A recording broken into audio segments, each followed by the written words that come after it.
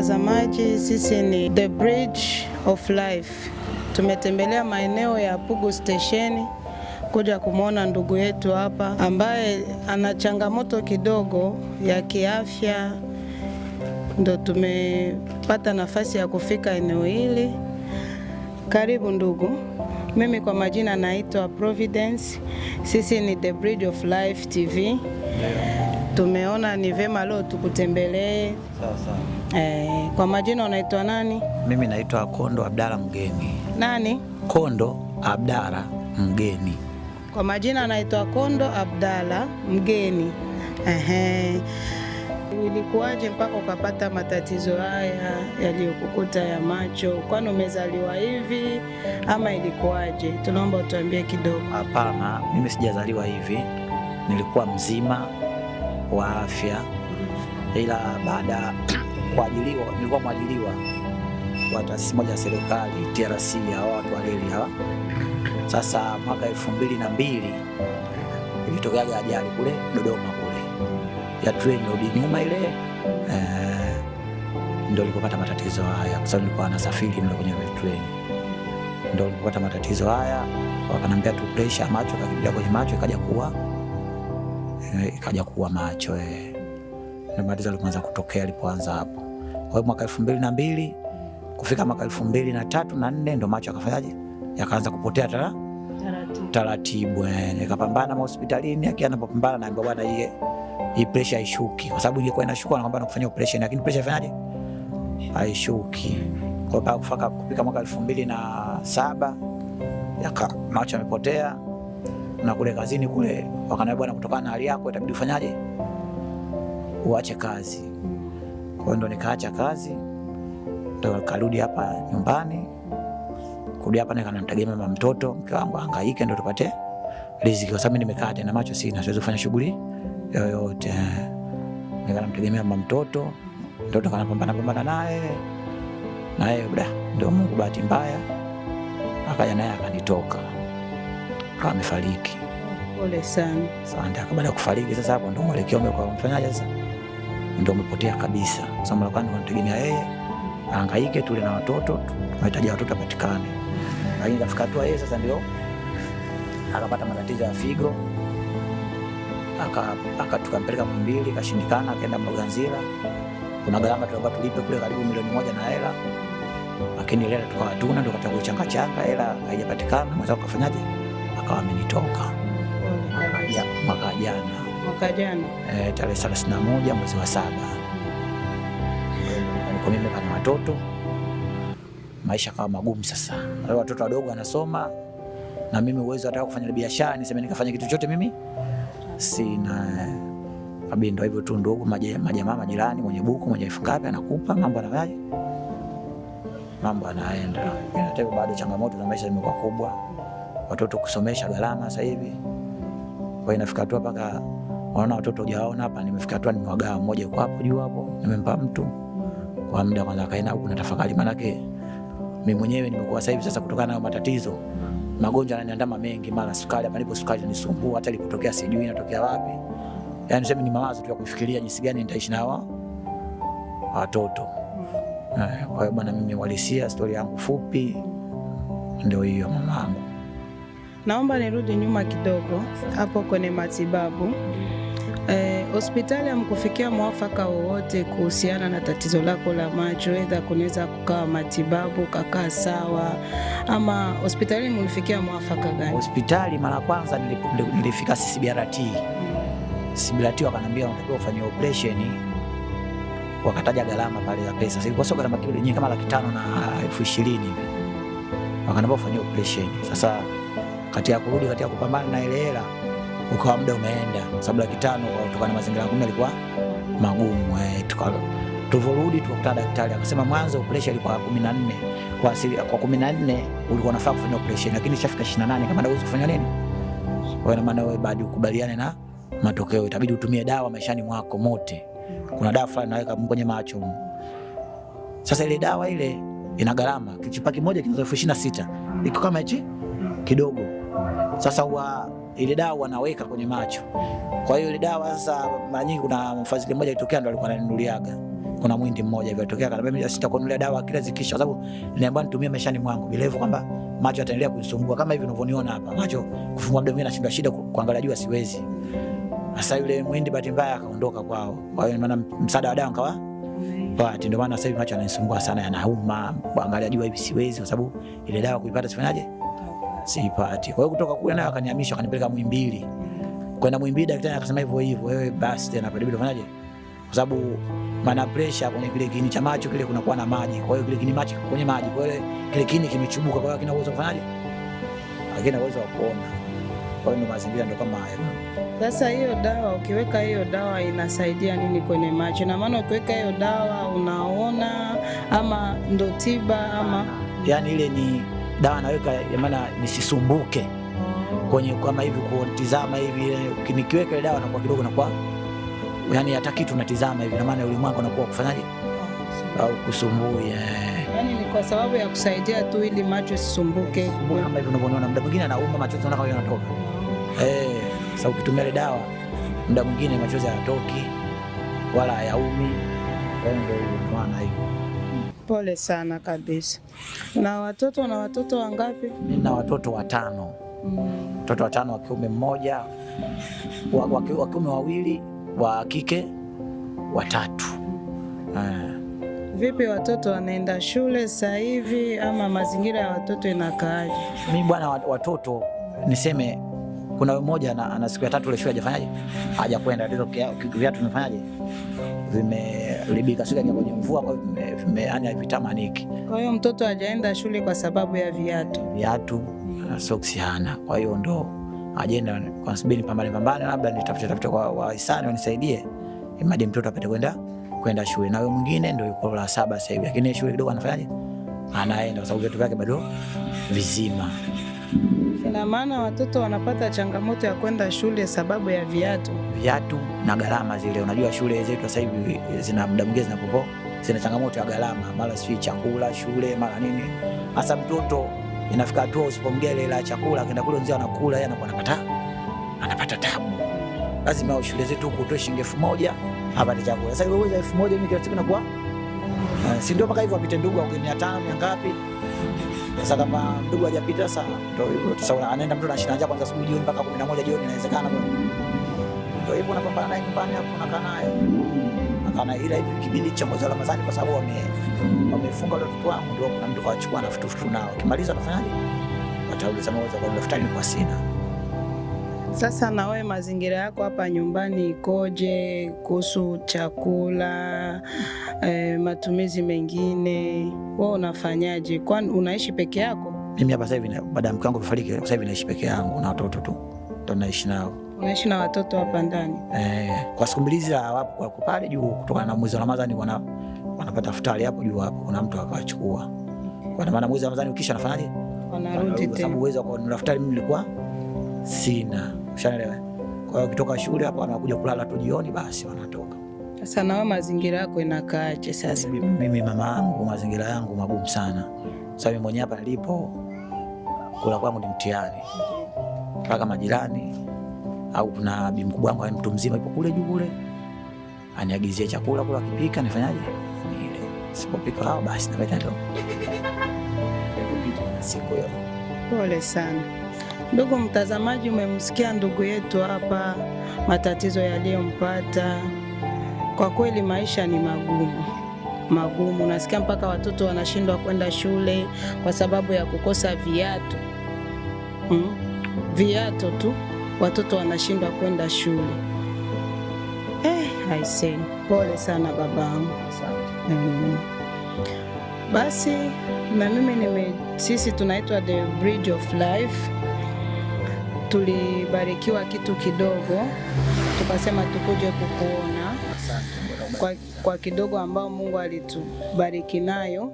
Tukasema sio vibaya kuchangia na ndugu zetu wenye uhitaji kama vile wewe hapa, na kuna wengine wengi tu lakini Mungu aliona ni vizuri tuje kwako.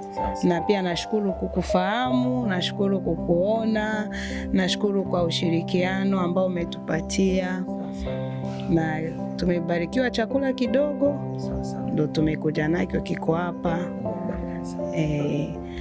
Na kuhusu watoto, mtoto ule umesema ameshindwa kwenda shule kwa sababu ya viatu. Basi nitakuachia kiasi cha hela kidogo, sio kikubwa kabisa, ila kidogo ambao nilibarikiwa nayo nitakuachia. Ndugu mtazamaji, kama ulivyomsikia baba yetu hapa, kama na wewe una chochote cha kuchangia kuhusiana na hali anayopitia baba, kiukweli changamoto ni nyingi sana. Unasikia mtoto anashindwa hata kwenda shule kwa sababu ya kukosa viatu tu vya kwenda nao shule. Ila wewe ambaye uko hapo, kama unaweza ukabarikiwa na chochote kitu, kama unaweza barikiwa na hata hicho kiatu cha mtoto kwenda nacho shule. Unasikia baba hapa ana changamoto hadi ya dawa. Kiukweli mimi mwenyewe naona macho yake yanavyomsumbua hapa. Akifungua macho tu, yaani mwanga unamsumbua, machozi yanatoka. Baba umesema dawa hiyo ni kiasi gani? Dawa ile kichupa kimoja 26,000. Alafu natumia na dawa za kawaida za pressure. Ya kawaida hizo dawa hizo nazo 8,000 tu kwa pakti. Baba ana shida na dawa, baba ana shida na matumizi mengine ya nyumbani, baba ana watoto, baba ana mke, mama yetu amefariki umesema mwaka jana. Mama naye pia alifariki. Kwa hiyo kama utapitia kuona hii video, usisite kumsaidia. Usisite kumsaidia baba yetu. Kiukweli ana uhitaji mkubwa sana. Tutaweka na baba, unaweza kutajia namba zako za simu? Naweza. Basi utajie namba zako za simu, ingawa kuna mtu ambaye ataguswa na hii hali ambayo unaopitia, wanaweza wakakucheki moja kwa moja. Kama una 1,000, kama una 500, kama una chochote kitu, hebu tumsaidie huyu baba na Mwenyezi Mungu atakubariki. Baba, unaweza kutajia namba zako za simu? Namba zangu na namba 2 na namba ya Airtel. Ndio. 0688 21 00 70. Unaweza kurudia tena? 0688 21 00 70. Hiyo ni Airtel. Afu na Tigo ambaye ya sasa wanaita 0670 28 00 70. Majina ndio sajiliwa kwenye line. Kondo Mgeni. Kondo Mgeni. Ndugu mtazamaji, umesikia namba yake. Kama Mwenyezi Mungu alikubariki na chochote kitu, kama una hata nguo, maana baba na watoto, kama una chochote ambacho Mungu alikubariki nacho, hebu tumsaidie huyu baba. Kiukweli yuko kwenye matatizo, tena matatizo makubwa. Hakuna tatizo kama upoteze kiungo kimoja cha mwili wako wakati ulikuwa mzima, unapambana mwenyewe na maisha, unajua watoto wanakulaje, nyumbani kunaendaje, ila sasa ukaja kupata matatizo kama haya. Tena matatizo meneo ni makubwa, maana macho yake hayaoni kabisa, alafu na hakuna tiba. Ina maana baba yetu ataishi kwenye hii hali mpaka atakapoamua Mwenyezi Mungu. Kwa hiyo tujitokeze wengi tu, tumsapoti kwa chochote kitu ambacho tuliobarikiwa nacho, na itakuwa baraka sana kwetu. Bwana, nimeshukuru sana kufika hapa, nimeshukuru kukuona.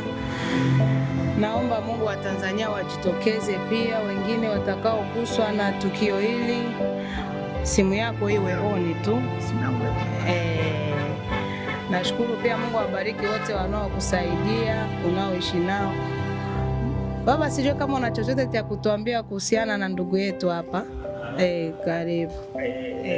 Labda mimi nachosema kwamba kwa matatizo ya kweli, huyu ni jirani yetu. Kama matatizo kweli anayo ni ya muda mrefu. Kwa kama kuna mtu anaweza akatoa msaada akamsaidia kwa namna moja au nyingine, itakuwa ni nzuri zaidi. Huyu ni mjumbe wetu ambaye ndo anaishi na ndugu yetu hapa, ndo anakuwa anamsaidia kidogo kidogo anachobarikiwa nacho. Anamsaidia kwa chakula, matumizi mengine. Kiukweli tujitokeze, tuwe na moyo wa huruma, tumsaidie ndugu yetu hapa. Nashukuru sana kwa ushirikiano. Asante sana, karibuni sana. Asante, Mwenyezi Mungu awabariki.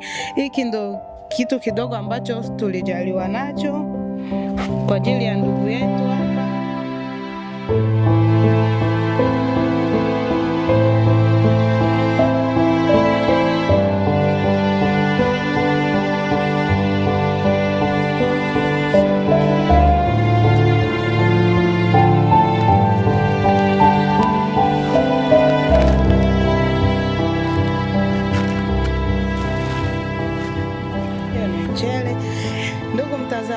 kidogo tuliojaliwa nao kuja kumwangalia baba yetu hapa. Kama naona chochote cha kuchangia kwa ajili yake, basi usishite kabisa kuja kuungana na sisi. Tunaitwa The Bridge of Life TV. Baba, nina kiasi kidogo sana.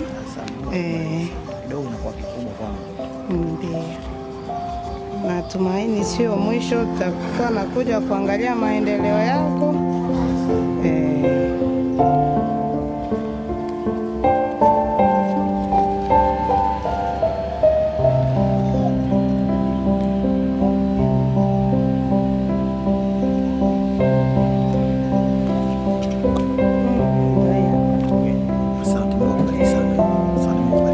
Asante, Mungu akubariki na wewe pia, Mwenyezi Mungu akufanyie wepesi. Nina kawaida ya kusema kila tatizo linakuja kwa sababu. Kama leo uko hivi, Mungu ana sababu yake ya kufanya wewe uwe gisi ulivyo leo. Usikate matumaini, endelea kumwamini tu.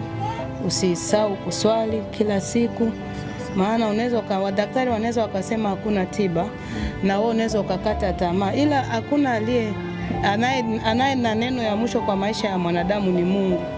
Mungu ndo anajua kesho yako na Mungu ndo anajua unaenda wapi.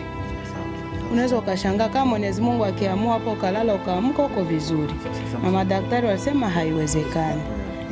Sasa samahani kidogo. Ndio. Kuna jambo nilikuwa nataka nimwambie yule bwana yule. Kama naruhusu naomba niliongee tu. Mjumbe. Nilikuwa naomba niliongee tu, samahani tu. Ndio. Unajua mamangu, mimi naishi peke yangu kama nilivyokueleza hapa. Ndio. Uwani kule mimi na maji. Na dawa ya muda tu. Ushaelewa? Ndio. Sasa imefika hatua ile bili nimeshindwa kufanyaje? Kulipa. Yeye nimetuma message sasa hivi hapa. Notice ina maana wanaweza waje kunikatia maji. Sasa mimi alini naenda kupata maji wapi? Sasa wanakuja kukatia maji. Nimetumia message notice si muda mchache hapa kwenye simu yangu. Wanadai 33. Ndio. Na hivi 33 ndio bado nitamwambia mjumbe nifuatilie. Kwa sababu gani? Mimi maji natumia peke yangu sasa hivi, lakini mbona yani ile kwa mfano kama mwezi huu naambiwa nimetumia uniti 5. Uniti 5 mimi nazitumiaje? Kwa sababu uniti 5 sawa na ndoo 250, mimi nazitumiaje? Pale kwenye mita kuna kufuli, umeweka kufuli. Kufuli ilikuwa sasa hivi pale, kufuli ilikuwepo. Sio kwa na kuibia watu. Hakuna, hamna. Kwa hiyo wanasema wanakuja kukatia maji. Unatuma message ndani. Usimwambie mwambie notice tunakuja. Tu notice ya. Basi mnasikia tatizo ambalo ndugu yetu anaopitia, yani changamoto ni nyingi sana. Kama hivi mnasikia anajieleza hapa, wanakuja kumkatia maji kwa sababu ya shilingi ngapi? 33 tu. 33 tu ndio wanakuja kumkatia maji ndugu yetu. Basi wewe unaangalia hii TV, kama umegusa kwa namna moja ama nyingine, ameshatutajia namba yake ya simu na tutaiweka hapo chini. Ujaribu basi kuangalia kama una 1000, 2000, tumsapoti ndugu yetu wasije wakamkatia maji. Kufuatana na matatizo ambayo anayo, ataishije na hali yake hii. Basi una chochote cha kutuambia cha mwisho? Cha mwisho mimi tunashukuru na kushukuruni sana. Kwa sababu wako wenye mahitaji wengi duniani hapa na Tanzania yetu Lakini mimi nashukuru kwa kuniona. Mungu akubarikini sana. Mnavyofika kwangu, mjitahidi kufika na wengine kama uwezekano huo upo, kutokana na watu mahitaji wengi. Asanteni hilo tu. Haya ndugu, asante kwa leo, ndo hicho tu. Tutaendelea kufuatilia maendeleo ya ndugu yetu huyu, tutaendelea kupigia simu tusikie unaendeleaje. Mmesikia mahitaji ni mengi najua, ila kwa chochote ambacho unacho, kwa chochote ambacho Mungu alikubariki nacho, hebu tujisaidie tumsaidie ndugu yetu. Ameachiwa watoto 5. Ana watoto 5. Yeye ndo baba ambaye aliyebaki. Na kama mnamuona mwenyewe na matatizo kama haya ya macho, basi tujitokeze kwa wengi ili tumsapoti ndugu yetu. Hii ilikuwa ni kidogo ambao Mungu alitubariki nayo, na ndo tumefanikisha kufika hapa kumwona ndugu yetu. Msikose kusubscribe jamani, tunaomba msubscribe kwenye channel yetu ili tuendelee kupata mambo mengine yanayofuata. Asante sana.